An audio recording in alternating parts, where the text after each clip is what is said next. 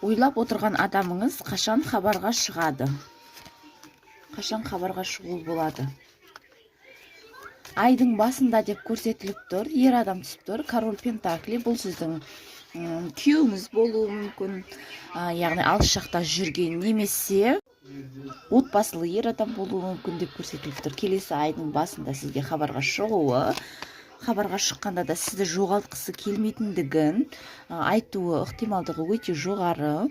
Сізді қазірде әлі ойлап тұр, ұмытты деп айта алмаймын. Сізді қимауы бар, қимастық сезімі бар деп көрсетіліп тұр.